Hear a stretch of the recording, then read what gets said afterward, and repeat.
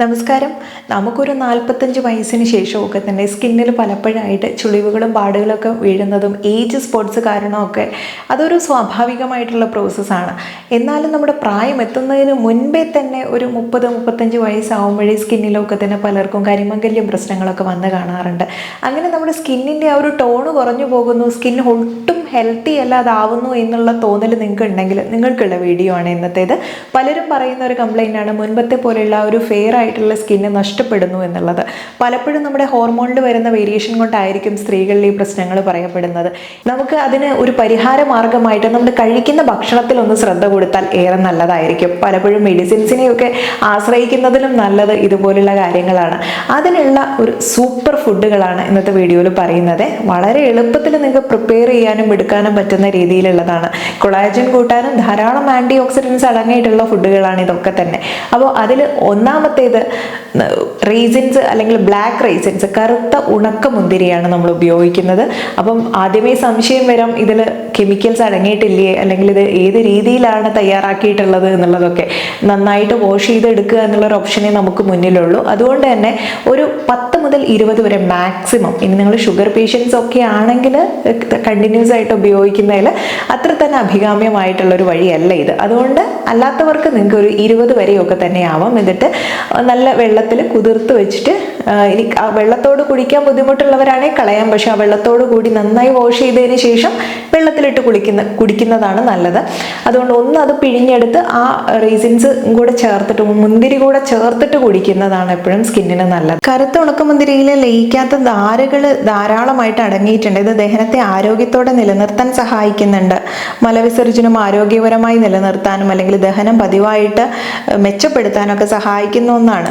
ഈ വെറും വയറിലാണ് കറുത്ത ഉണക്കമുന്തിരി കഴിക്കുന്നതെങ്കിൽ നമ്മുടെ ദഹന വ്യവസ്ഥ മികച്ച രീതിയിൽ പ്രവർത്തിക്കും എന്ന വളരെ നല്ലൊരു കാര്യമാണ് അത്. അതുപോലെ ഇരുമ്പിൻ്റെ അളവ് വർദ്ധിപ്പിക്കുന്നുണ്ട്. ഇതിൽ ബി കോംപ്ലക്സ് വിറ്റാമിനുകൾ ധാരാളമുണ്ട്.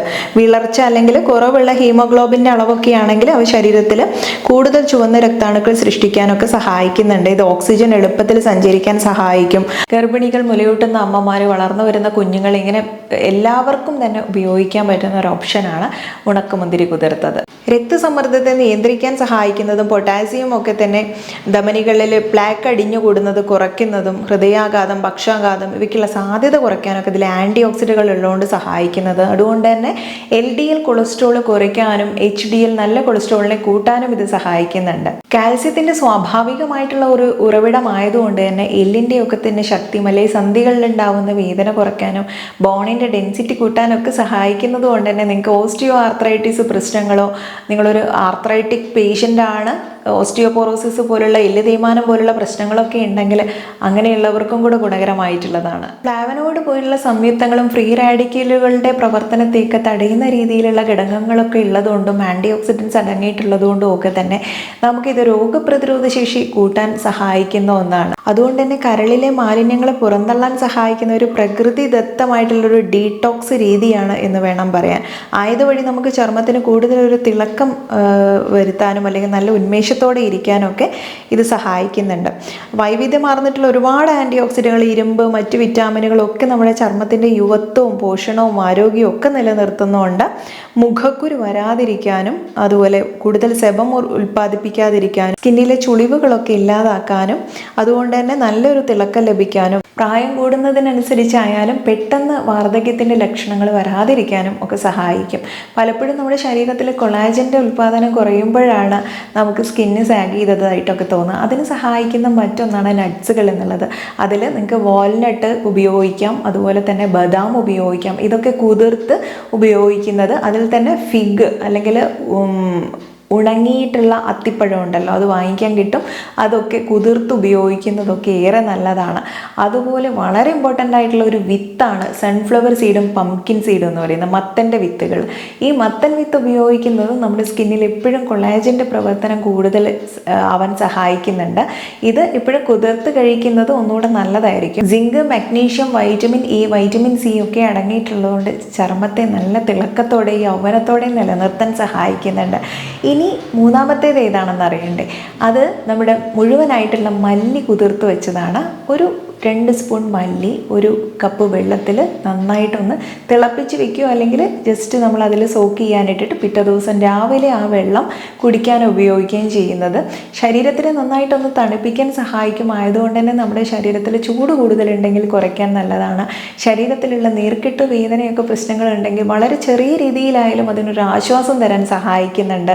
ചർമ്മത്തിൽ ഇത്തരം ഒരു ക്ലെൻസിങ് പ്രോപ്പർട്ടി അല്ലെങ്കിൽ നമ്മുടെ വിഷാംശങ്ങളെയൊക്കെ പുറന്തള്ളാനുള്ളൊരു കഴിവ് കൂടെ ഉള്ളത് കൊണ്ട് തന്നെ ഈ മല്ലി വെള്ളം കുടിക്കുന്നത് നമുക്ക് കൂടുതലൊരു ഉന്മേഷം തരാനും സ്കിന്നിനൊക്കെ തന്നെ നല്ലൊരു പ്രസരിപ്പും നല്ല സർക്കുലേഷൻ നടത്താനും ഒക്കെ തന്നെ ഇത് സഹായിക്കുന്നുണ്ട്. നാലാമത്തേത് പെരിഞ്ജീരകമാണ് അല്ലെങ്കിൽ ഫെനൽ സീഡ് എന്നുള്ളത്.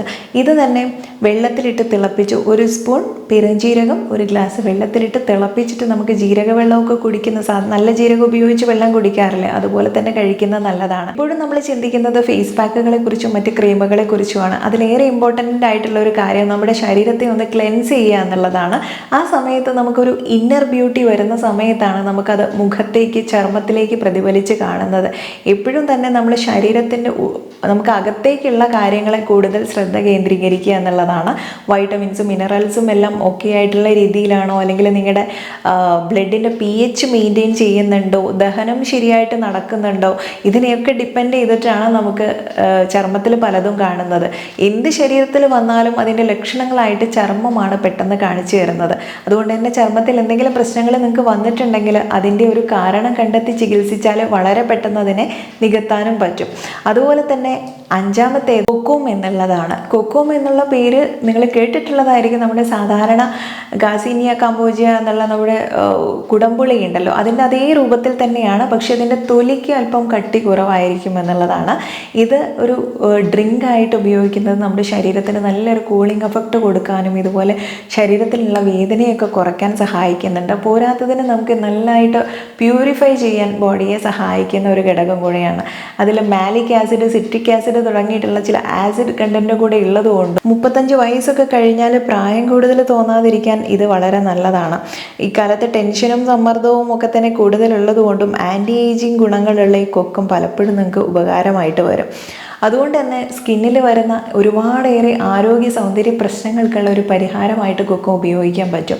ഇതിന് ഒരുപാടൊന്നും ഉപയോഗിക്കേണ്ടതില്ല. ഇതിൽ ഞാൻ പറഞ്ഞ പോലെ മാലിക്, സിട്രിക് ആസിഡുകളൊക്കെ ഉള്ളതുകൊണ്ട് ഒരു കുറഞ്ഞ 1-2 ചെറിയ തൊലി ഉണക്കി വെച്ചത് അതുണ്ടെങ്കിൽ ഇട്ടിട്ട് നന്നായിട്ട് വെള്ളം തിളപ്പിച്ച് കുടിക്കാം. അതല്ലെങ്കിൽ നിങ്ങൾക്ക് മോരിൽ ചേർത്തിട്ട് കഴിക്കാൻ പറ്റും.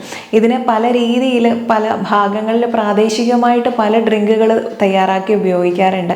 ഇതിന് ഡീറ്റെയിൽ ആയിട്ടുള്ള ഡിസ്ക്രിപ്ഷൻ ആവശ്യമുണ്ട് എന്നുണ്ടെങ്കിൽ കൊക്കത്തിനെ കുറിച്ച് അറിയാൻ ലിങ്ക് ഞാൻ ഡിസ്ക്രിപ്ഷനിൽ കൊടുക്കാൻ, കണ്ടു നോക്കാവുന്നതാണ്. അപ്പോൾ ഇന്നത്തെ വീഡിയോയിൽ പറഞ്ഞിരിക്കുന്ന സിമ്പിൾ ഫുഡുകളാണ്, എങ്കിലും നിങ്ങൾക്ക് ഇതൊക്കെ ഉപയോഗിച്ച് കഴിഞ്ഞാൽ വളരെ നല്ല മാറ്റം കാണാൻ പറ്റും. ഇനി ഇതെല്ലാം കൂടെ ഒന്നിച്ച് ഉപയോഗിക്കണോ എന്നുള്ള സംശയമൊന്നും വേണ്ട, ഒന്നിച്ച് ഉപയോഗിക്കേണ്ടതില്ല. എപ്പോഴും നമ്മുടെ ഹെൽത്ത് എന്താണ്, ഹെൽത്ത് കണ്ടീഷൻ എന്താണ് എന്നതിനനുസരിച്ച് വേണം ഏതെല്ലാം തിരഞ്ഞെടുക്കണമെന്ന് തീരുമാനിക്കാൻ. ശരീരത്തിനൊക്കെ ചൂട് കൂടുതലാണെങ്കിൽ നിങ്ങൾക്ക് കൊക്കോ ഉപയോഗിക്കാം, അല്ലെങ്കിൽ മല്ലിവെള്ളം ഉപയോഗിക്കാം. അങ്ങനെ നമ്മുടെ ആരോഗ്യത്തെയും കൂടെ മനസ്സിലാക്കിയിട്ട് ഓരോന്ന് തിരഞ്ഞെടുക്കുന്ന സമയത്ത് അതിൻ്റെ റിസൾട്ട് പെട്ടെന്ന് കിട്ടും എന്നുള്ളതാണ്. അതുകൊണ്ട് തന്നെ ഇത്തരം വളരെ എളുപ്പത്തിൽ ചെയ്യാൻ പറ്റുന്ന കാര്യങ്ങളൊക്കെ ഒന്ന് ട്രൈ ചെയ്ത് നോക്കുക. പിന്നെ അടുത്തുള്ള ഒരു ഡോക്ടറെ കണ്ട് നിങ്ങളുടെ ശരീരത്തിൽ എന്തെങ്കിലും വൈറ്റമിൻസിൻ്റെ കുറവുണ്ടോ, ഹോർമോൺ വേരിയേഷൻ എന്തെങ്കിലും ഉണ്ടോ എന്നുള്ളതും കൂടെ ചെക്ക് ചെയ്യുന്നത് ഒന്നുകൂടെ നല്ലതായിരിക്കും. അപ്പോൾ ഇന്നത്തെ വീഡിയോ വൈൻഡപ്പ് ചെയ്യുന്നു. നിങ്ങൾക്ക് ഇഷ്ടപ്പെട്ടാൽ, യൂസ്ഫുൾ ആയെന്നൊക്കെ തോന്നിയാലും മറ്റുള്ളവർക്കും കൂടെ ഷെയർ ചെയ്യാൻ മറക്കരുത്. നെക്സ്റ്റ് ഒരു വീഡിയോയിൽ നല്ലൊരു വിഷയവുമായി വീണ്ടും കണ്ടുമുട്ടാം.